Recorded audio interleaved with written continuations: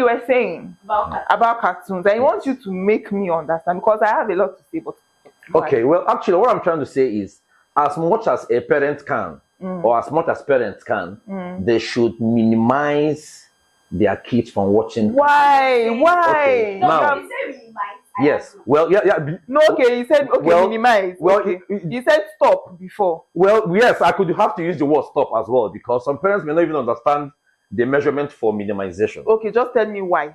Okay, like I said before, humans are created to be interactive. That's social beings. Okay. Now, what the cartoon does is that it steals the child's concentration, not to concentrate to interact, but to concentrate to be a spectator.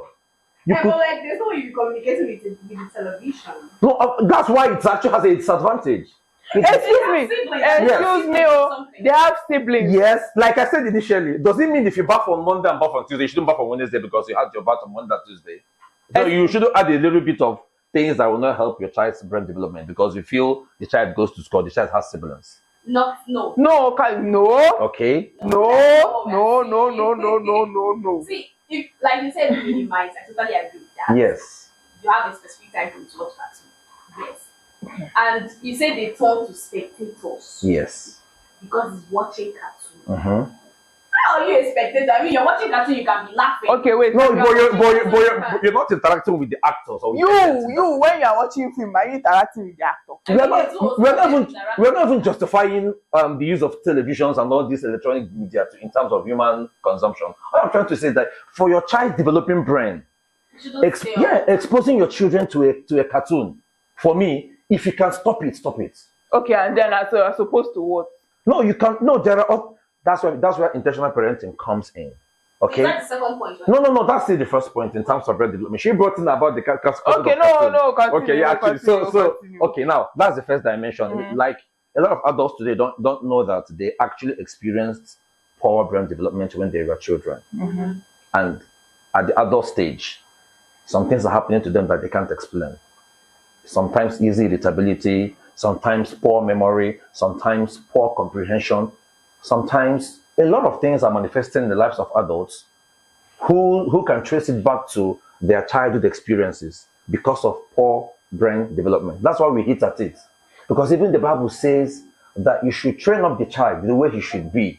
And when that child grows, he will not depart from it. You know, people think that verse talks about just moral instruction. It simply means if you train your child with poor brain development, or when you allow your child to experience poor brain development, when the child grows to be an adult, the consequence of that experience will follow the child to adulthood. And that's where I have issues with religious people. They will now begin to say, you can pray and scatter. What you should have done at early stage, you missed it. Now you're calling a God in the sky to come and help you to ameliorate what you should have done earlier stage. That's where I have issues with religious people. Well, that's the first dimension. All right. So now the second dimension we have to educate parents on is on confidence development. Very important. Yes. Because if you nurture your child to experience a healthy brain, and the child lacks self-confidence, that is actually a lacuna. Okay? Because I have seen a lot of adults whose success potentials have been sabotaged because they lack self-confidence. And with the world of social media today, it's even worsening it. Because it would have been easier when we have physical interactions to know those who are actually lacking all this, but everybody has gone online. So, and as an adult, when you lack self-confidence, you won't be able to express even your uniqueness, which I'm actually coming into. And every child needs that intentional nurturing. That's why I ensure that my children, nobody compromises their confidence potential. If you do that, I'll fall out with you, because that is one of their success metric and variable. But you know, the thing is, this thing you're saying now, yes, it's lovely that you practice this with your kids. Yes. Because if we're being honest, most African parents are not really all about your confidence. So. Because starting from the home self, there are some things you cannot say. No, I think I understand the confidence. Do you understand? Yes. No, confidence doesn't mean laissez-faire. It doesn't mean you're not gonna. It's not even all about being laissez-faire. Okay. See, let me start from the family. Okay. Now, in your family, or in the family, when a child wants to speak up, or when a child wants to say how they feel, or when a child wants to come out, like, John, I don't know if you get And like express him or herself. Yes, and express. It starts from the little things, though. It starts from the little things, like, I don't like this, Okay. or stop it, or that kind of thing. And you say, come on. Now these things make people withdraw. Yes. Do you understand? Now, when as a child you are in a home where you are not given that the space or room, yes, to freely express yourself, yes, and how you feel, because they will shut you up. And most parents do, because he's a child, he go and sit down. That is what you are trying to correct. Yes. And then you grow up with this thing as an adult. Exactly. And you find yourself being so withdrawn. Even the things you're supposed to speak up on, it even affects you in terms of the way you think. It makes you to think small instead of thinking big. A lot of things manifest from it. Okay, so that's the kind of things we want to correct. Why do this generation parents actually doing justice to things? Well, if you look at the statistics that are before us, you will know that a lot of them are not still doing justice to it. We deal with statistics. I'm a statistician by profession. Okay, so but when you interact with a lot of adults, some of them cover it up with a lot of behavioral, egotistical expressions that they try to cover that they lack self-confidence. Okay, a lot of adults are lacking this self-confidence, but you don't know, because when you see people and the kind of goals they pursue and the way they express their uniqueness, some persons feel more comfortable to conform with societal religious paradigms instead of trying to express their uniqueness and their authenticity by being unapologetic about it. So you see people reclining back, they can't even state and achieve and go for big goals. They try to be mediocre. They try to do things, in alignment with mediocrity and all. Those things are expressions of lack of self-confidence. Yes, they are expressions. And why? A lot of homes, like you rightly said, African parents, on the average, think that shutting a child up or trying to coerce them into doing something that they want as parents is actually the best style of parenting, but it is not. If it is the best style of parenting, why is African continent still backward when you rate them in terms of continental analysis? It's because some of these fundamental variables of parenting have not been corrected. Okay? A lot of parents who feel that they have to be, that you should tag them disciplinarians. Exactly. Yeah. Strict parents and all of yes, that. I've had countless experiences. I've had a parent the child did something wrong. The parents say to the child, "You are very stupid. You are very stupid." The parent said it with a lot of emotions. I know something about the mind of human beings, even a child. We have both the conscious and the superconscious mind. When that expression flows from a parent with emotions, it's going straight to the child's subconscious mind or even superconscious mind. And that will now begin to form a truth in the child's superconscious mind or subconscious mind. And the child begins to grow with that impression of, I am stupid. Even when that child forgets that experience, it already have been installed in the child's subconscious mind. So we don't need to get that child or the adult and begin to reprogram them. So for us not to waste our time and energy and resources in reprogramming, we are trying to now tell the ones that are coming up now, please be intentional with all these dimensions. Yes, I've seen people that are so intelligent, people that when you look at them, you'll be asking, why is this person not flying high? Why is this person a mediocre with all this intelligence? It's because there must always be a cause for every effect. I get what I'm saying. Yeah. So when parents do not create that environment of love, of course, we're going to give more expansion about this because it's very important. Yes, I've seen parents that have sent their kids to the best schools and all, and when the child comes back home, what happens at home compromises the child's self-confidence. Even some teachers. Yes. Even some teachers. I bought a book that says that the teacher can determine the destiny of your child, written by an Asian man. It's telling you that you can tell your child at home, I love you. The teacher calls the child an idiot. The teacher is also contributing to the child's lack of self-confidence. So these are the things we want to develop an empirical model to ensure that we install parents with this kind of impressions to make sure that they raise kids that have self-confidence. So are you saying the right use of some words and phrases should be used by parents? Of course. self-confidence. But these are very stupid and idiot. It's a national anthem. It's a normal thing now. What makes it Everywhere normal? it's- Yeah, we have normalized something that is abnormal. That's what we're trying to say. Yes. Because like it's like, in fact, when a parent even tells you you're stupid, it's like It's a normal is thing. that one self?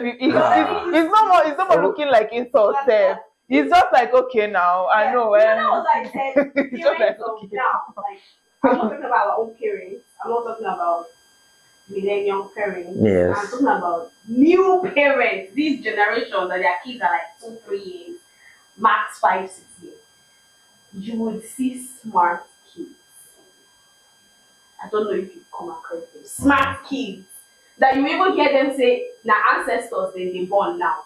Yes. Because that child's brain, I don't know if it's from what they ate or something like they watched or something, is too advanced. It's too advanced. Like, you would even, if that child opened his mouth to say something, you would be looking at that child and you would start wondering, who is your parent? I don't know if it's part of the social media content creating thing. They are so bold when camera is on them. Sentences that comes out of their mouth. Yes. I just You will begin to wonder, maybe they went to a different school that my child did not go to, something like that. Because me myself, I would go, they wonder. So when I was your age, I didn't do things. A little child will be asking you questions like, can you tell me why you came back home late today? Do you understand? Very cute voice, so very chill, but like, he's trying to get some information from you, and he's asking a question like an adult. I don't know if you get what I'm saying. It's not very rude. So I think that's where the confidence came from. I would give applause to this generation parents. I mean, people that have 4-5 years kids, 6-year kids, they build a very good confidence in them. Not all actually, because I still but have like most. other I still have other families that inferiority complex is on that child. He's not bold. He can't even talk. That one cannot even say sorry.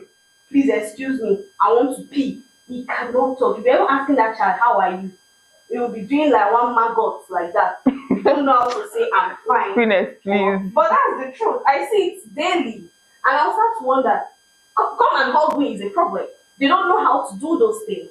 It's as if there's something they said on that child that cannot really express themselves. I'm not even talking about being shy right now. Yes. I'm talking about being yourself, being open to fellow children. Another thing I want to point out is that aside, because you mentioned teachers being part of the reasons why children lack confidence. The bad teachers. Yeah, bad teachers actually. Yes.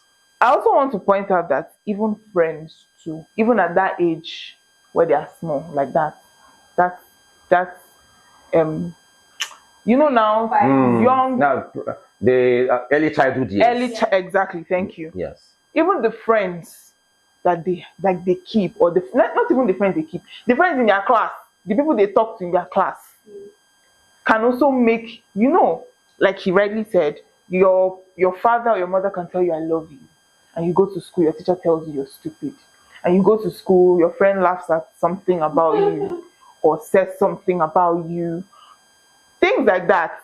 Even if your teacher loves you and your parents love you, yes, if your classmates hate you, not even hate, they are picking on you, yes, or there is something, maybe they talk about the way you talk or the way you walk, or maybe your shoe or your clothes, something like that, automatically it might not even be when it comes to speaking up, but it can turn to insecurity.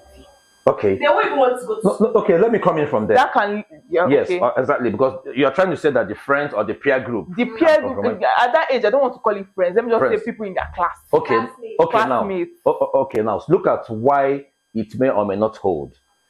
When you have conceived your child, that's the prenatal stage, and the child is born, that becomes the stage, the early childhood and all.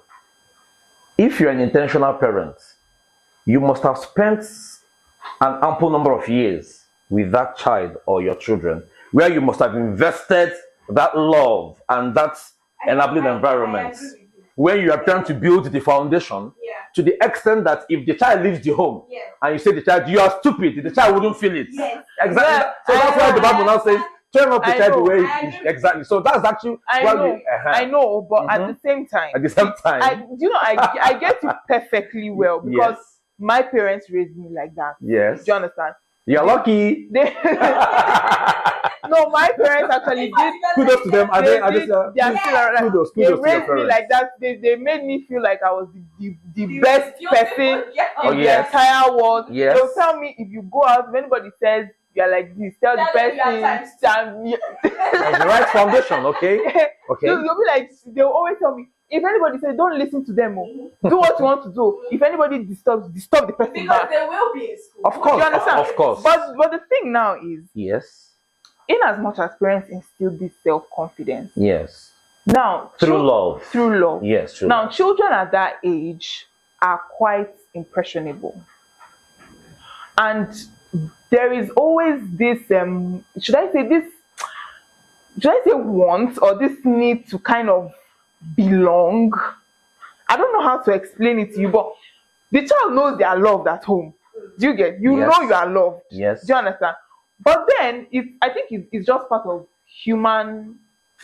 Yeah, It's just part of Maslow hierarchy of human needs. Yeah. thing. You understand? At that age, as a child or a teenager, someone who is puberty stage, you are quite impressionable.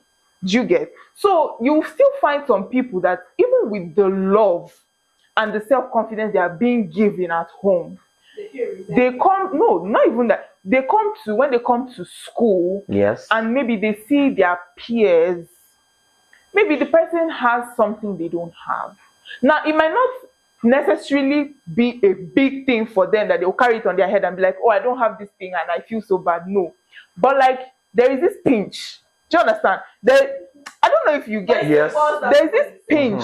No, that is the human part of it. Because regardless, if you treat them like you said. Exactly. If you treat them, Yes. The child will not depart from it. That's the context. it's not like I have something like Or daddy will get this for me, or daddy will get this for me. Yeah, that confidence. no, you are missing the point. Okay. But I get you're actually taking us to the worst case scenario. Yes. And there's not always a worst case scenario in this See, context. the thing I'm trying to say is, Yes. generally, yes. Do you understand? Children that are brought up with love and are being taught self-confidence at home. Nothing where you want to tell them outside where they go believe you. True. Good.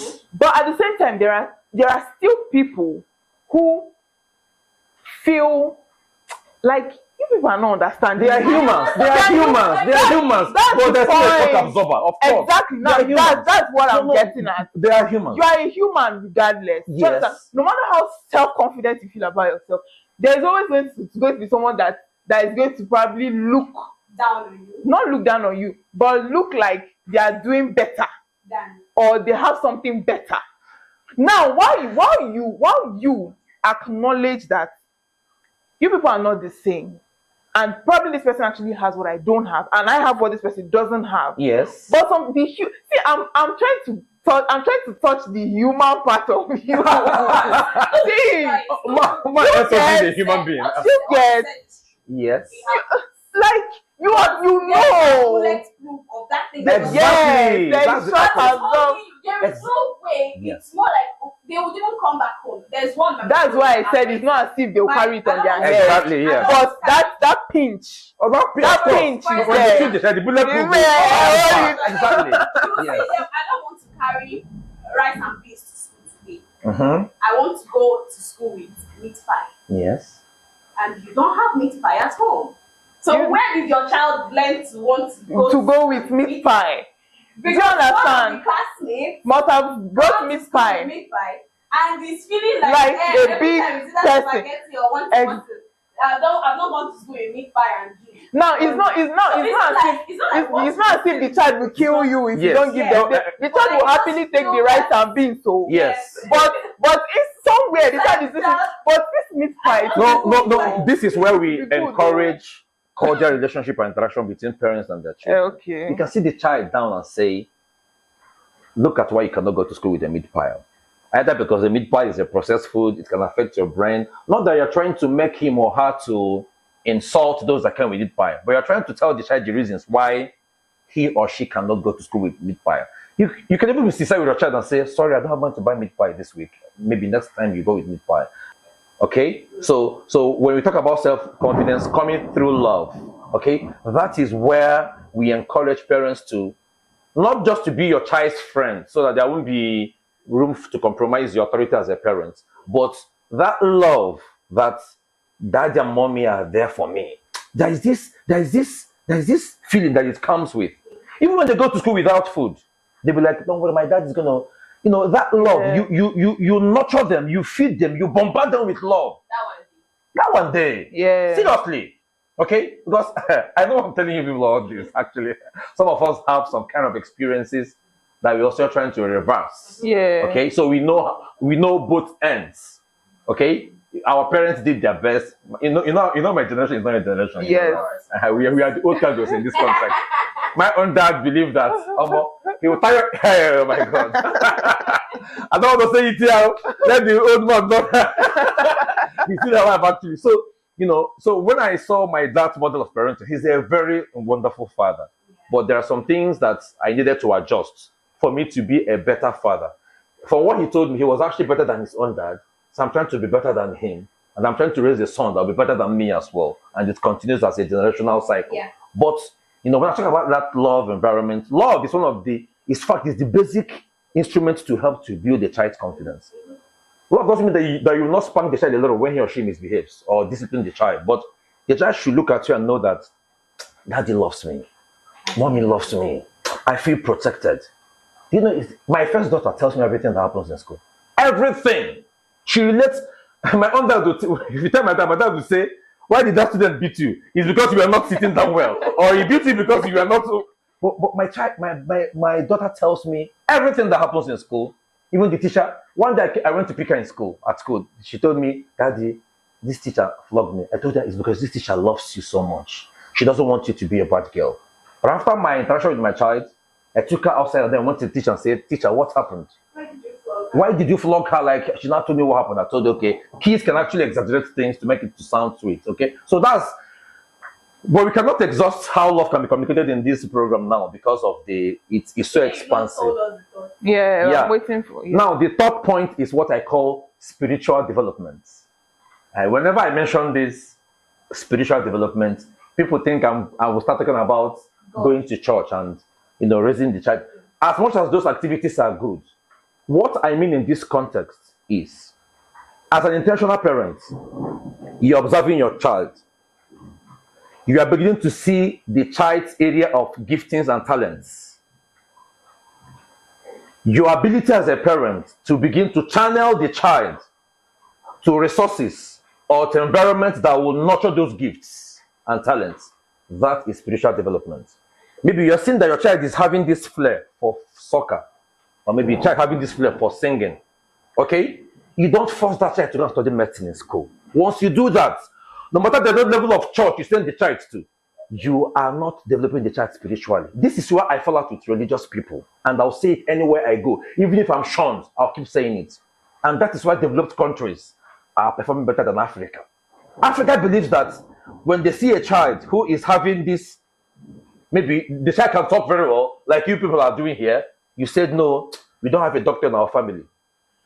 You begin to force the child to study medicine. Someone that was meant to be a mass communicator. Study medicine. Now listen. When you push the child to study medicine, you are underdeveloping the child spiritually. So any amount of Bible, prayer, crusade, pastor exposure will not bring out the best in that child. But Africans, religious Africans will feel that even when you mischannel a child into something else and you use church to cover it up, that is enough. It's not enough. And that is why you and I today, we cannot do without the technologies of those who are even atheists. You're on Facebook, right?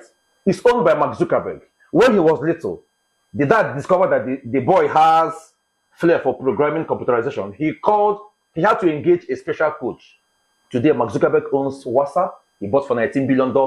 He owns Facebook that is worth how much now? That even those who worship God every day cannot do without their technologies. Same applies to Microsoft. Bill Gates, who owns the Microsoft. He's an agnostic. He's not a Christian. He's an agnostic. We can't do without his technologies. Same applies to Elon Musk. the richest man in the world right now with around $300 billion. The mom discovered at age of 3 that this boy has exceptional mind. So she began to channel him to computerization. Today he has electric cars and jet space that visits the Mars and comes back.